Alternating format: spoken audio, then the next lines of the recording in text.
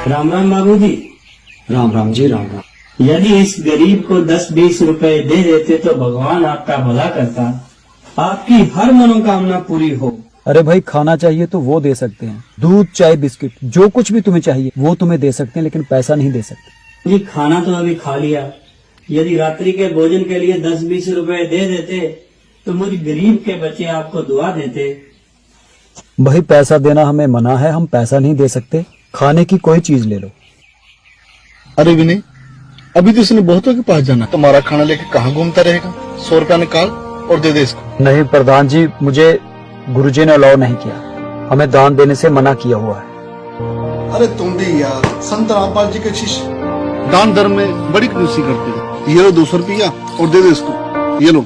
भाई मैं नहीं दे सकता, आपने देना तो दे दो। ये ले भाई। ओहो बाबूजी, भगवान आपको ज्यादा से ज्यादा तरक्की दे, आपको खुशी प्राप्त हो, आपको दिन दुगनी रात चौगुनी तरक्की मिले। जय भोलेनाथ। देखा विनय, 200 रुपया दिया उसको तो कितनी दुआएं दी गई। दुआएं तो देगा, लेकिन वो तेरे पैसे का करेगा क्या, ये तुम्हें पता है? अरे प्रधान यार, मुझे नहीं लगता कि ये तेरे पैसे का कोई सही काम करेगा। हमारे सदग्रंथ कहते हैं, खास करके गीता जी, कि पहले ये देखो कि दान लेने वाला सुपात्र है भी या नहीं। कुपात्र को दान देना अपने पाप में बढ़ोतरी करना है। अरे विनय, तू भी यार हर जगह पर अपने ग्रंथ खोल के बैठ जाता है। हमारा काम था दान देना, वो उस पैसे का क्या करता है, वो पाप उसके सिर तुम। तुम लोगों से बहस कौन करे।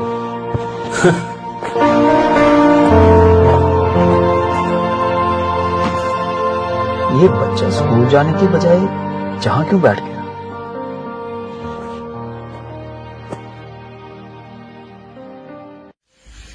बेटा जी राम राम। राम राम।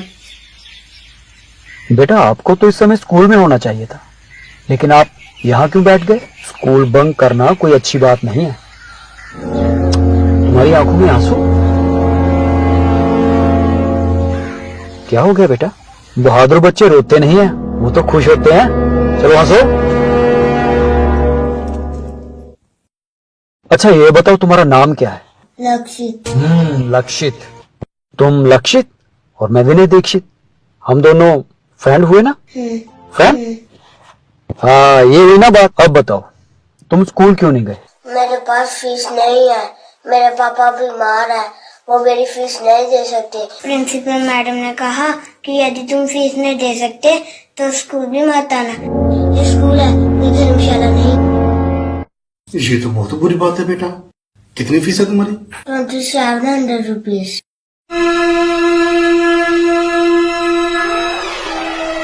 ये तो बहुत अच्छा। कोई बात नहीं लक्ष्य, ये तो बहुत थोड़े हैं। लो मैं देता हूँ।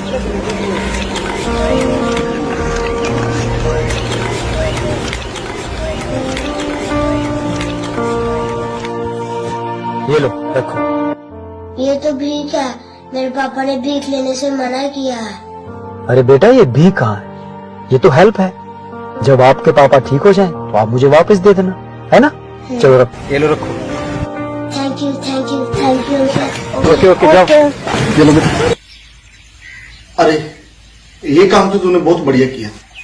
अरे मैं कौन होता हूँ करने वाला, सब परमात्मा करने वाले हैं। आज मैंने शाम को पास के गांव में जाना है, चलोगे? चलेंगे अगर आप कहोगे तो। क्यों नहीं? चलो निकले, काफी टाइम हो गया। हाँ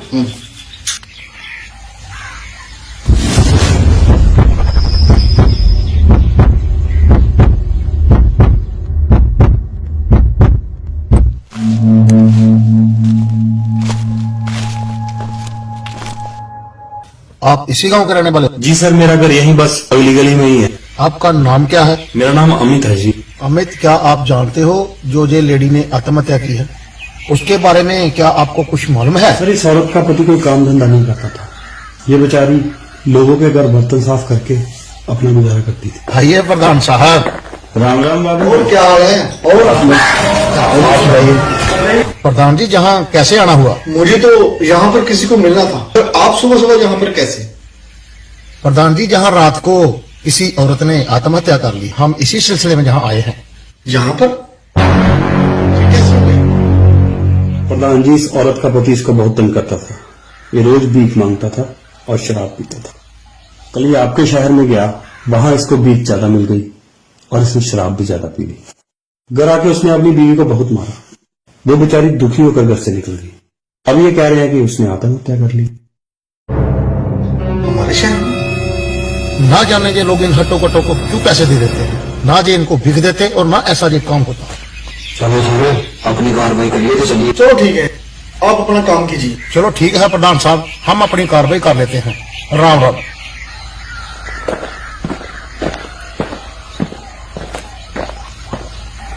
देख तो मैंने भी दी थी, कहेंगे चलो देखता हूं।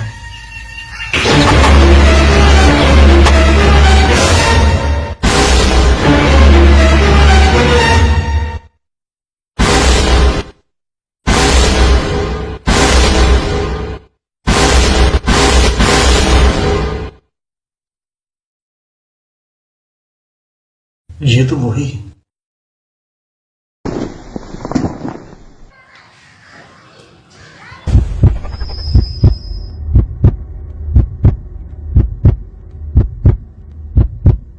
प्रधान जी चाय पीजिए, ठंडी हो रही है।